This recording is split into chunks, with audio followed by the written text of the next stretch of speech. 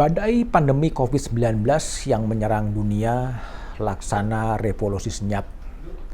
Makhluk renik ini telah mengubah wajah dunia.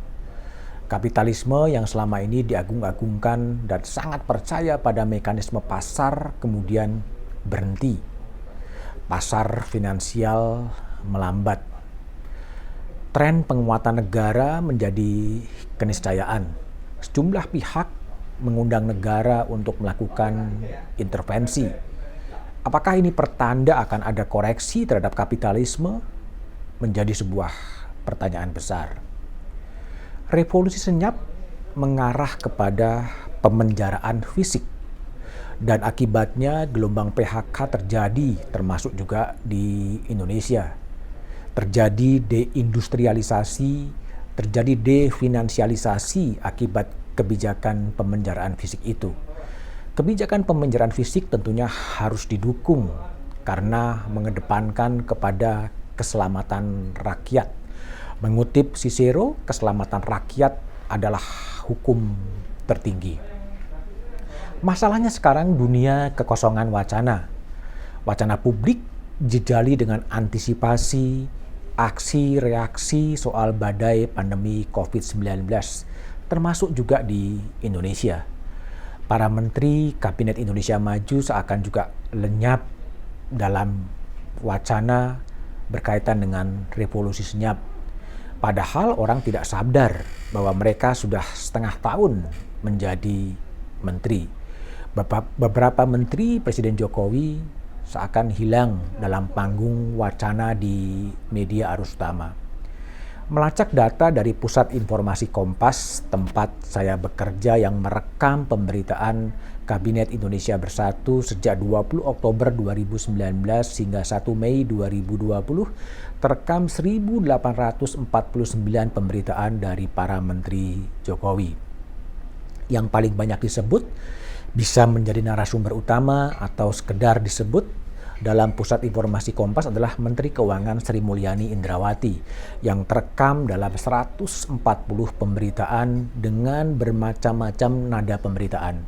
Menyusul kemudian Mendikbud Nadiem Makarim 134, Menko Politik Hukum dan HAM Mahfud MD 129, Mendagri Tito Karnavian 110, Menko Perekonomian Airlangga Hartarto 103, Menteri Kesehatan Terawan Agus Putranto 94, dan Menteri Luar Negeri Retno Marsudi 93. Jika diambil rata-rata, mayoritas Menteri Presiden Jokowi berada di bawah rata-rata pemberitaan menteri yang lainnya.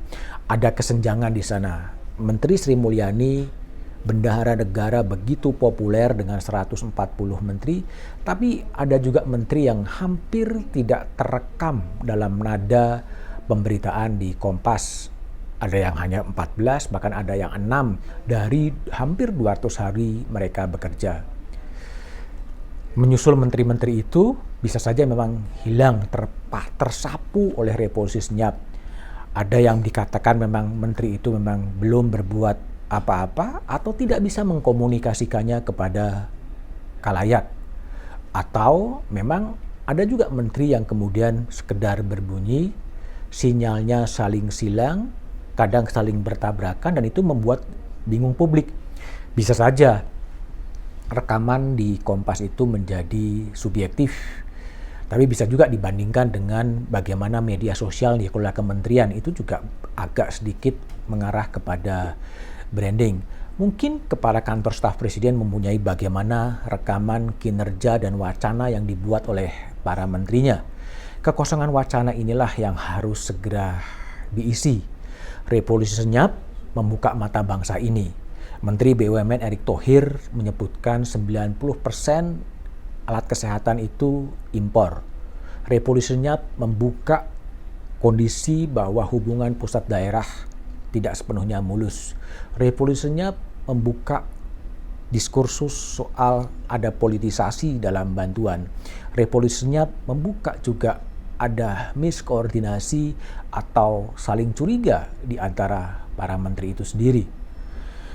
Belum tahu kapan revolusi senyap badai pandemi ini akan selesai. Ada yang bilang Juli, ada yang bilang September, ada yang bilang Oktober, tetapi sebaiknya memang warga negara sebaiknya mengendalikan diri, tetap bertahan di rumah dan tidak keluyuran keluar rumah.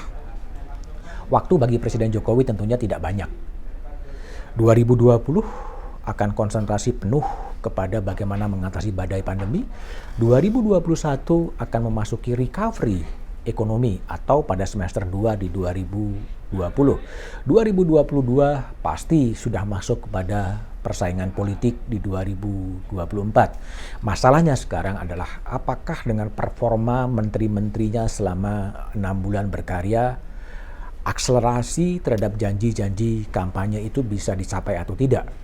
Politik dekonstruksi Presiden Jokowi dengan mengangkat staf milenialnya terbukti menjadi beban. Ada staf milenial kemudian disangkut pautkan dalam dugaan kong kali kong soal kartu prakerja dan lain sebagainya. Ini akan menjadi beban Jokowi. Sehingga jika Presiden Jokowi ingin melunasi janji-janji kampanyenya, mengevaluasi para menteri dan para pembantunya itu menjadi penting. Apakah dia bisa menjawab dan melunasi hutang-hutang kampanye atau menjadi beban.